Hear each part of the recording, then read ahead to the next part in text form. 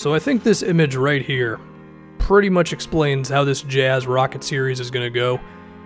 It's going to be a lot of Rudy Gobert and James Harden meeting around the basket. Sometimes it's going to end up with Gobert sending Harden shots back, and other times James is going to get the better of Rudy. And I think a lot of it is going to come down to James Harden's floater, which is something that he has taken to another level, and I think it's gone maybe a little under the radar with all of the excitement about the step-back threes and everything.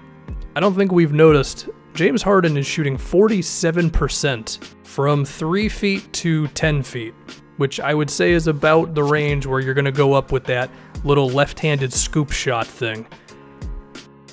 With this little extra element to his game, James Harden has gotten to the point now where he can do everything. You know, a few years ago, if you backed up on him on the screen, he would have that moment of, oh crap, what do I do right now? And I think that was a big reason why the Spurs were able to get by the Rockets that one year. But I don't think that type of defense is really going to work anymore, and Gobert may want to do that the most because then he can meet Harden at the rim. But if you're just going to give James all these 7-foot floaters, I think he's still going to rack up points against you. So Gobert is going to have to go to some other plan in order to stop Harden from just putting up ungodly point totals in the series. And I do give Rudy a chance to do this because, I mean, the guy is an awesome defensive player and is going to go down as one of the all-time great rim protectors. So to think that he doesn't have a chance to knock Harden down a peg, I think would be disrespecting him a little bit. But at the same time, it's going to be really damn difficult. Now, of course, there are many other parts of James Harden's game. His perimeter offense is the reason why he has put up damn near 40 points a game this season. The Jazz are going to have some options there. Royce O'Neal, pretty decent on-ball defender, a guy who's not concerned too much with shooting, so he can devote all of his energy towards being physical with Harden. Joe Ingles, still one of the more fundamentally sound defenders in the league, and he's got some good size to him as well. James is not going to be able to just push Ingles around. We have Jay Crowder, who may be the strongest perimeter defender the Jazz have. Whether he's the best, I don't know, but he's certainly decent. Thabo Sefolosha, I hope he can hold up in this. He's had some missed games this season, but the Jazz are probably going to need him. And there's Donovan Mitchell, although I don't expect him to be on James all the time because he's got to score a lot for this team.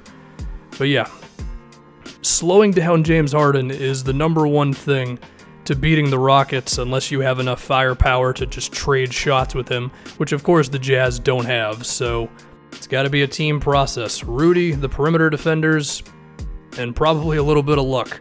Now the unfortunate part for the Jazz is even if they can somewhat figure out Harden, you still got to deal with Chris Paul.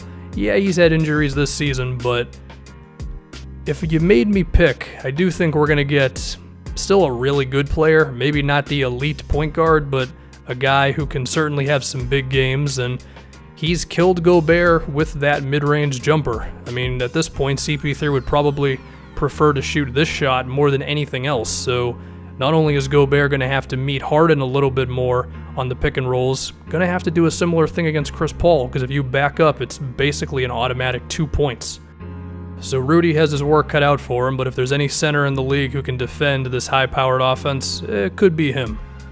Now we got to move on to Donovan Mitchell, because as essential as Gobert is, Mitchell is not too far down that list.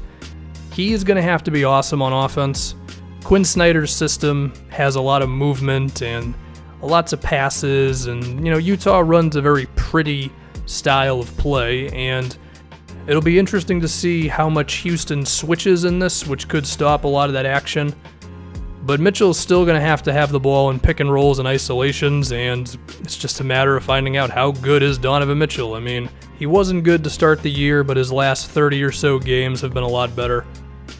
One thing to remember, though, is Houston's defense has been pretty legit for the last 15-plus games. They're towards the top of the league in defensive rating, so that's going to be tough.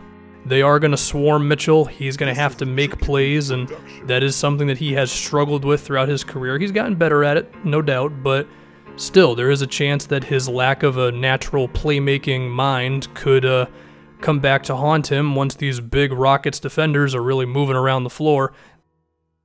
The other thing that's going to hurt is Utah doesn't have that much shooting. I mean, it's basically Joe Ingles and Kyle Korver for reliable knockdown guys.